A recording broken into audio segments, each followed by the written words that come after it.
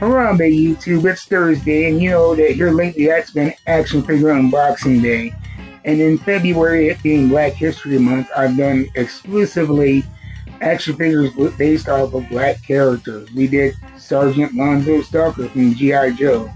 We did Willow Nightingale, the AEW Jazzbears action figure of hers. And we've also done the Grandmaster Flash reaction figure from Super 7. We're going to end off today with a black wrestler who I think is very underrated. We're going to open it up, talk about it, compare it to another figure. I am talking about the legit boss, Mercedes Moné, formerly known as Sasha Banks when she was in the WWE, now in AEW. Let's just start off with this action figure. This is actually a Walgreens exclusive. I've had in my collection for quite a while. To tell you the truth of how I got it, I would go to Walgreens and it would just be sitting there, this figure, year after year after year, and I was waiting on the price to drop. And it got to a point to where I realized, okay, the price is not going to drop. Either you're going to end up buying it later on at the same price or something. So I eventually went to Walgreens, picked it up, and I don't regret it. I've kept it in box because I've had newer action figures of Sasha Banks, the basic action figure, and the figure we're going to be comparing it to, the Elite Series 83 action figure from Mattel. And I will probably be getting the AEW Jazzbears figure as well when it comes out. So be on the lookout for that. But this is from the women's division line. Only two wrestlers in this line. We have Sasha Banks and we have Becky Lynch. On the front, we have the big window. This is what the boxes were doing back when I first started collecting. This came out in 2017. Like I said, we got the big window here. We got the women's division right here. Sasha Banks. Photo on the side here on both sides. And a big photo on the back of the box. So let's get her open. And the way that I do these action figure unboxings is I have a 3A criteria. Those 3As are appearance, articulation, and accessories. Now, the reason I chose to do this action figure, especially for the end of Black History Month, is I think that she is a great example of somebody not just in Black America and Black culture and entertainment, but in life in general. Somebody betting on themselves and working very hard to get to the top of their field. If you remember when she first went to WWE NXT, her speaking abilities were not all that great. She was very awkward. She's always been undersized for a wrestler. She has overcome a lot to become the great wrestler that she is. And even now, this far into her career, she is still trying to find ways to innovate, add things to her arsenal. After she left WWE, she went over to Japan to learn the Joshi style of wrestling. Down in Mexico, spent some time in there learning Lucha Libre. And you've seen over the past couple of years since she's been with AEW, she has wrestled around the world at a certain point, having, I believe, 13 world championships at one time. So that is very impressive. And the fact that what she had, what a lot of people would be considered a dream position at WWE, but she felt like when she was in the tag division, being the her and Bailey being the champions. Was it her and Bailey? Or was it her and Trinity? I'm not sure who her tag team partner was. It may have been Trinity, who's now back and known as Naomi. But yeah, she felt like she wasn't getting the respect due a champion, and so she walked out of that company and decided to start again on her own and, assert herself at the position that she saw herself in. And while a lot of people may question her promo abilities and even her wrestling ability, you can't deny what she has done. And the fact that where she is right now, she's worked very hard for it.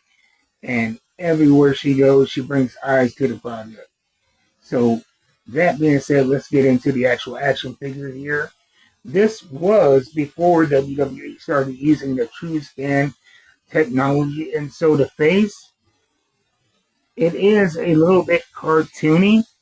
Let's see if we can get a close up there. But it's not bad as far as an artist rendering on. Like I said, this was not using the True Scan effects that they use now. I believe they started using around 2020. But still not a bad face. The build is correct. We have the, looks like, armbands going all the way up and down the arm. We have the bright colors here.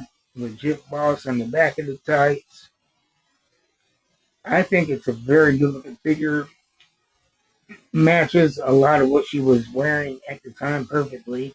My one complaint as far as appearances go is the lack of texture. What I mean by that here is you see the armbands. They are just flat painted on. And I think now what you see with a lot of these action figures, when you have an exterior part like that, there's going to be a little bit of a raise, either paint or sculpting that's going to make it feel like a separate part. And here, everything feels like one piece. There's no texture variation. And then this was back when they had the very thick knee pads that really hindered the knee motion. But it is an elite articulated action figure, so we do have the double jointed elbows or double jointed knees. And then the elbows, they were not doing double joints back when this came out in 2017, so it's just single jointed elbow. The shoulder goes all the way around. We have a cut on the bicep. And the torso, the upper torso is on a swivel. And then we have a spin at the hip. Ball jointed legs coming here from the hip. Horizontal thigh cut for left to right motion, double jointed knees. But like I said, they are hindered by these thick knee pads here. We have a cut at the top of the boot. And the feet go back and forth. We have any side-to-side motion, no side-to-side motion. But pretty standard articulation. I mean, for the appearance, I would give it an A. It would get A+ if it had multiple textures. The articulation, this was very good for the time. But looking back from 2026 to 2017, the articulation is nothing to write home about. Primarily because we have the single jointed elbows. And so you don't get that motion going all the way back around here. And you have the double jointed knees that are hindered by the boots. So now that we've done appearance and articulation, let's talk about accessories. We have a couple of accessories I actually almost missed. And I think these are going to really help out the accessory grade here. Look here on the hands, we have,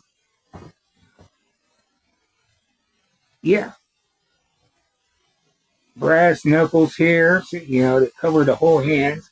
One says legit, the other says boss. Very cool piece, very novel piece. Something I have not seen with the action figure before. They are a little bit loose, so you're going to have to keep good track of them and make sure that you don't lose them. They're very small, but you get them, you can get them pretty snug on the hand there. And then we have the shades that say, do they say boss on them? No, the shades are just flat white. These are not the boss shades that she would eventually come to wear. But we see they have the, looks like blinds almost, going across the shades. They're a very cool accessory. Fits perfectly in the hair there. And then we have what was very novel at the time, the Raw Women's Championship. We have the white strap along with the red title plate. Check that out. Now, as of now in my collection, I have quite a few of these. But when this first came out, this was fairly novel. It says, yeah, includes Raw Women's Championship right here on the front of the packaging, so you could tell that that was a big deal to include that. I think that's when this is around the time when they switched from the butterfly design to the more, what a lot of people would call respectable women's title. It was the Divas title that had the pink butterfly look on it that a lot of people kind of poked fun at. But one thing that Sasha Banks did, along with the other wrestlers that came up with her through the NXT system, is they were able to bring a new legitimacy and a whole new vibe from the Divas era to more legitimate wrestlers. And so that she is part of the reason that we have these more respectable looking titles as opposed to the pink butterfly. The belt accessory itself is pretty stiff and hard to adjust here, but let's see if we can get it around the waist.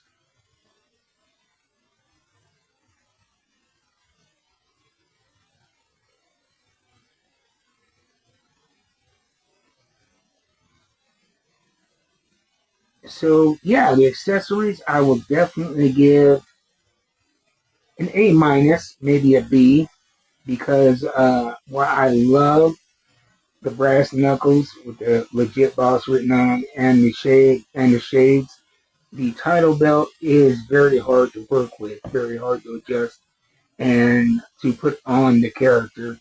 So now that we got that out of the way, let's compare to the 2020 Series 83 Sasha Banks. Now this actually did come with a very cool accessory. I'm not going to pull it out, but it was a jacket that said legit boss on it. Very cool looking jacket. And again, we're talking about comparisons here. Let's just get a good look here. If you look, let's see if we can get both of these faces in the frame at one time. You can definitely see the difference between pre-TrueFX and TrueFX face scan. This one from 2017 looks a little bit more cartoony and, dare I say, a little bit derpy, a little bit awkward. But here in 2020, this is spot on even to this day. So definitely the Series 83 has the face down to a T. And yeah, the hair, I'm kind of torn on because in the newer 2020 version here, you have the hair that comes around the back and around the front here. And it really hinders a lot of head movement side to side. And, but it's more realistic to the character. So it's hard to say. The gear is actually relatively the same. We have the same top, the same armbands, just different colors. And there's also, yeah, the paint is flat on these as well. And the knee pads, while the knee pads are the same type of material on the newer version, they're actually a little bit looser, so you can actually move them up and down and get decent use of the double jointed knee. But for the first time out, I think this is one of the earliest elite action figures of Sasha Banks. I think it's a good shout. I mean, they virtually did a repaint for the 2020 edition, excluding the face scan, which was brand new. I can't wait to get the new AEW Jazzware Mercedes Moné into the collection. We'll do a comparison when I get that in my collection here. Get a good look. But I think, as far as nostalgia goes and what she represents, I think this is a great figure to have in my collection. And one thing I like about, and when I was talking about accessories, I forgot the chain. It says boss on it. That is pretty cool. And then I pointed out the difference between the shades. The new ones say boss on them. But, she was an innovator in a lot of ways when it came to female wrestling. She was all about work rate, not about appearance, not about selling merchandise, but even so, she is a very toyetic character because of the risk that she's taken with her attire. I have multiple basic action figures of her, and I think that is, a cool hack if you want to get more merchandise out there, have a wide variety of gear that people want to get in their hands. One of my favorite action figures is one I keep up on my mantle of her in a Wonder Woman cosplay that is brilliant. And so I have that hanging up. That's one that's going to stay on card because, I'm a big comic book nerd as well as wrestling nerd. And it's a very cool looking action figure. And I have enough Sasha Banks unboxed. But that is it. That is it for this review. Happy Black History Month. And yeah, I think, like I said, as far as wrestling goes and pop culture, she has done a lot of things from the wrestling ring to quitting the biggest company, not knowing what opportunities she would have, making a way for herself, and even acting in The Mandalorian. So a great black wrestler that you can now watch Wednesdays and Saturdays on AEW programming. I will see you guys next time. Until then, keep buying them action figures. I'm out.